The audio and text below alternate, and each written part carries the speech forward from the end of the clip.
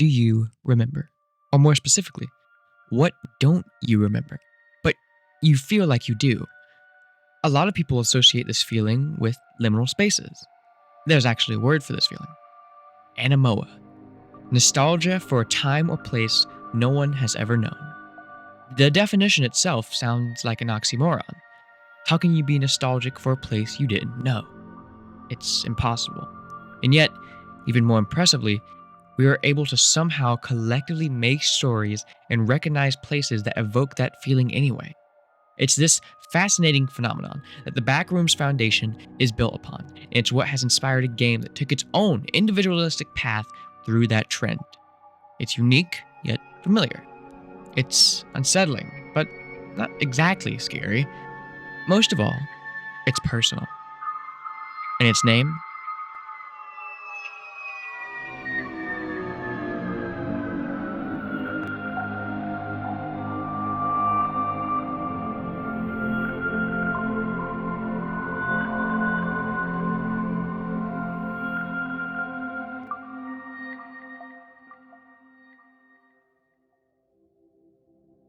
On December 5th, 2020, a video drops on YouTube that gets some attention.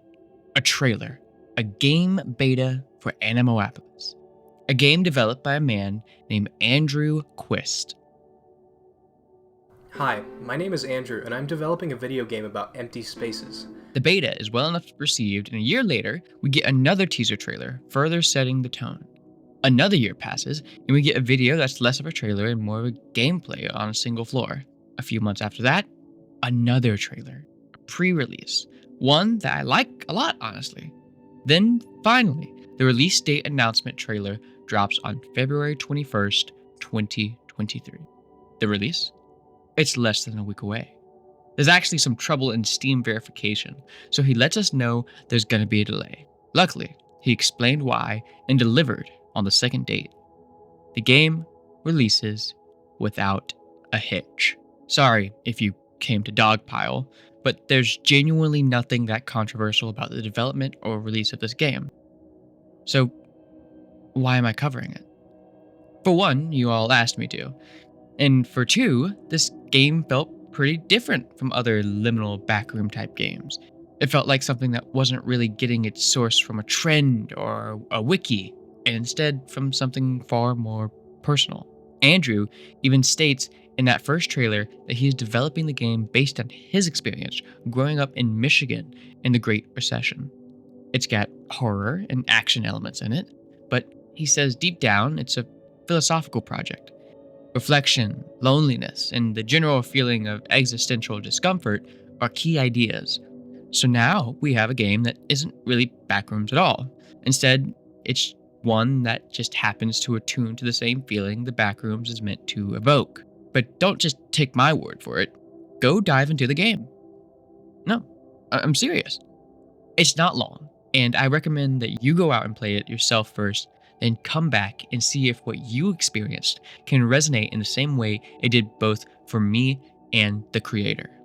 Okay, let's give a quick recap of the game. It opens with you getting out of your car to fix a transformer. After falling through a trapdoor, you find yourself alone in what seems like an endless chain of empty and abandoned settings. You encounter puzzles, pools, shadow people, the usual.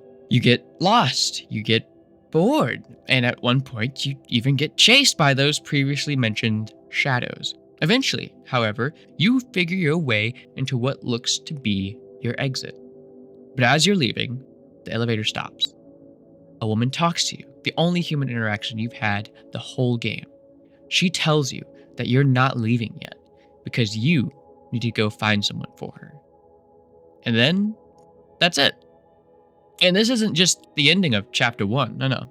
It's the ending, period. Chapter 2 isn't coming. So, what was the point? What was Andrew trying to say with this? I needed to know. I started looking up everything I could about Andrew Quist in an effort to get in contact with him. I found his art station, his website, his YouTube, private socials, and more. I tried to find a way to contact him in any way that I could. Eventually, I'm led to LinkedIn. And look at that. It seems like he's active here. I jump on the opportunity and send him a message, a shot in the dark. Here's what I said. Hey, Andrew. My name is Reed Robinson, and I run a YouTube channel called Mr. Dominari, and I'm trying to do a journalistic cover of your Anemoiapolis game. I wanted to see if I can get an interview with you about what the game meant for you and how you went about developing it. I have questions about inspiration and meaning and getting a peek behind the curtain. I know it's a shot in the dark, especially since you've kind of put that behind you now, but I had to try. I hope this finds you well, and thanks for taking the time to read this. Now, after the past failed attempts, I hadn't lost hope, but I was trying to be realistic with myself. I didn't expect a reply. But here it is. Hi, I'm pretty busy these days, so I won't be doing any recorded interviews, but I can answer a few questions. Here's the list of frequently asked questions answers. Number 1. Chapter 2 is on permanent hiatus. Anemoiapolis started when I graduated college at the start of the pandemic. Halfway through the project, I got engaged. 2/3 of the way through the project, I got a full-time job. And 3/4 of the way through, I got married. I still managed to finish it, but the last thing I want is to do that again. It really wasn't fun to make a horror game for longer than a year. It's a difficult atmosphere to maintain. I'm currently doing smaller projects under a pseudonym. Number 2. I decided to make the game when I saw that the fun idea of the Backrooms was getting funneled into some kind of SCP fanfiction. Good horror never reveals itself completely. Also, the Backrooms games coming out at the time didn't capture the sensory aspect. Most of that Backrooms meme is describing the sights, sounds, and smells. I wanted the player to feel the sensations of the room they were walking in, or swimming in, or jumping from. Number 3. The underlying story of Anemoiapolis is about corporate pyramid schemes. The underlying theme of the Anemoiapolis is that the American suburbia is inherently isolating and uncaring. I won't elaborate, but there are clues in the game. And number 4, here's a little fun fact. I was making a procedurally generated cyberpunk city movement shooter before Anemoiapolis. I realized that I would never finish the game without making a smaller project first. I reused the city generator to make the dark, twisty level at the end. I should have made it harder to find an elevator. It appears hand-modeled, but all of the walls, ceilings, and floors are modeled by an algorithm. If you send me a short list of questions, I'll answer them. I'm proud of Anemoiapolis, but at the same time, I don't want it to haunt me around. I really didn't need my first finished game to be successful, but I'm not sad it happened. One-hit wonders can be a bit creatively taxing. I immediately was stunned. I couldn't believe it. He actually replied, I have to do this. I have to ask questions while I have him here. And so I now present you with both the questions and their respective answers in the order they are asked. I have the full transcript linked in the description as well if you'd like to see the full messages between us. But I'm going to be quoting them nearly verbatim here. I went in with 5 questions. Number 1, Anemoiapolis has an unknown nostalgia built into it. I mean, I'm sure you know it literally is in the base word Anemoia, which means you're tasked with making places to invoke a similar feeling.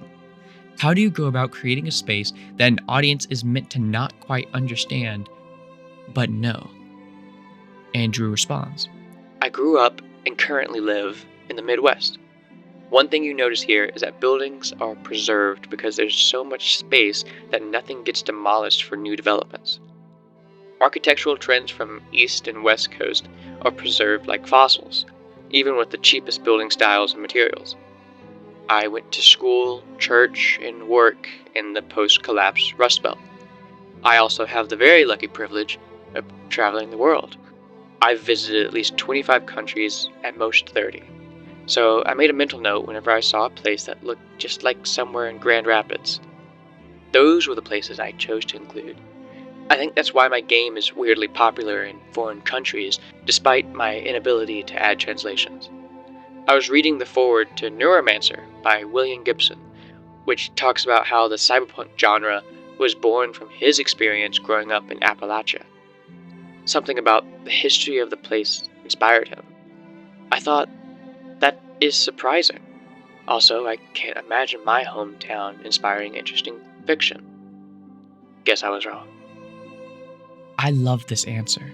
It's sincere and it has a certain lonely wisdom behind it, like finding an abandoned building with nothing graffitied or intentionally damaged. Instead, the rest of the world just moved on and now you're seeing what's left of its footprints. I level my second question. I see that a lot happened to you through the development of the game, which I'm sure affected its final build in some way. Were there any specific inspirations in your own life that attributed to the game in conscious or subconscious ways? This is his answer. During the pandemic, I delivered mail. I had a route through a big chunk of the exurbs, and I took note. It was always a maze of 5 empty rooms and hallways with a bin containing 3 to 7 envelopes. No people to be seen. Okay, so as you can already begin to see, this has a real life connection to him. Sure, the Backrooms is a trend, but he's not following the trend. He's following its feeling. Then, my third question. What was your favorite part of the game that you worked on? Was there anything you regretted or would do over if you could? He responds, my favorite part of the game was always the pools. As a teenager, I was always on swim team because I hated other forms of exercise. Pools have so many vibes, and the ones I swam in were dilapidated, depressing, and astonishingly moody. I think I captured the spectrum of pool moods really well. My regret is not having more pools. I decided that they were powerful and had to make them rare so that they felt rewarding when you got to them. I also regret the save mechanism I wrote. The load save code was very robust because I was concerned about the consequences of corrupted saves. What I neglected was the fact that if you started the game for the first time, then went back to the main menu, the new game would not be saved fast enough for the main menu to detect it. So the continue button would not be displayed, and people thought I had tricked them into starting over. Sorry to anyone who experienced that. With each question, we get even more personal. Every word is now a step back in time to a memory that shaped who this person is today. And if it wasn't humanizing enough, one of his regrets is a mistake he made. Let's continue with the fourth question. I know you don't want it to haunt you or take away from things, and you mentioned that honestly you didn't need it to be successful, but nevertheless, I believe it did pretty well for an indie game of its size and quality. What do you think you learned or will take away from the process of creating and releasing this game? He continues with his answer. I realized that COVID was going to be a wrecking ball in early February 2020. I earnestly considered canceling a huge hackathon I was hosting that month. The game was originally going to be a short, very unpolished experience. I had taught myself 3D modeling in middle and high school. I went to college for software development. Theoretically, I could make games with very large scope. Practically, I am constrained by how long it takes to do that. So I wanted to make a bunch of very small games, starting with the liminal space game idea, because it was my favorite concept. I have a knack for spinning up hype, and I accidentally created a tornado by posting screenshots on the Liminal Spaces subreddit. Pandemic kicks in, and I estimate that it will take 3 to 4 years to develop a vaccine, so I scoped for that. I underestimated science on that one in a positive way. It would seem that Andrew didn't expect his game to get that much traction, but it did. The pandemic shaped different people different ways, and I'm glad it shaped him towards what Anemoiapolis ended up being. And then, my last question for him. A plea for closure. Finally, I wanted to ask about Chapter 2. The game, as is, ended at quite the cliffhanger. With the hiatus, I wanted to ask if you could give any type of closure or insight into what you wanted Chapter 2 to be before you ended up shelving it. And his response? Chapter 2 was going to be a continuation of the spite I have for the people who think they can do without other people. There is a mindset of apathy in the US that I can't relate to. If Chapter 1 was a romanticization of loneliness in single-family housing neighborhoods, Chapter 2 was a damnation of it. A coworker who coughs in your face and says, "Don't worry, I'm not sick." People with inherited wealth pretending that they earned it and that other people lack work effort. The neighbor who watches their Ring camera, diligently looking for dangerous people who look different from them. More specifically, I was going to make a parody of evangelical Christian culture. Then I realized that I'd crossed a threshold into hate, the thing I was trying to push against. So I'm trying to turn it on its head. Maybe there are ways I can spread ideas about hope and empathy and loving your neighbor. That's where I am right now. With that, those are the best answers I can get. And I actually love it. I believe the game ended and stayed gone in the same way Andrew was pushing for. Not the entity-ridden SCP-ification that the Backrooms has become, but instead, it is the feeling he wanted to capture. Philosophical and reflective, a romanticization of loneliness. Throughout Anemoiapolis, you are alone, isolated, unattended. Even when it feels like you aren't, you are. Those freaky shadows in the corner of your eye, they're just that. Nothing else comes of them. That chase level in the locker rooms, all in your mind. In fact, the dark figure is never able to capture you. Rather, you are sent through a sensory showroom of solitary. You do what anyone would do when alone here. You look for company. You mess with the gumball machines. You play endless golf. You take a swim. You break stuff. You explore. You get scared. It's only after experiencing that loneliness through different avenues that the game ends. And it ends the moment that idea has fleeted. The instant someone other than yourself shows up, we get credits. If that was the idea, there is no reason for another chapter. I feel like this conclusion fits the sentiment. You realize you are still in the place you were, but now there is something else. You are sent back down to limbo because it's never that easy, and have one task that you are left with. Find someone. You are here. You are human. Most importantly, you are not alone.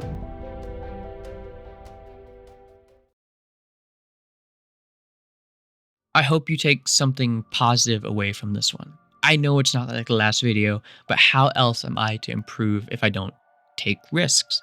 Plus, this resonated with me.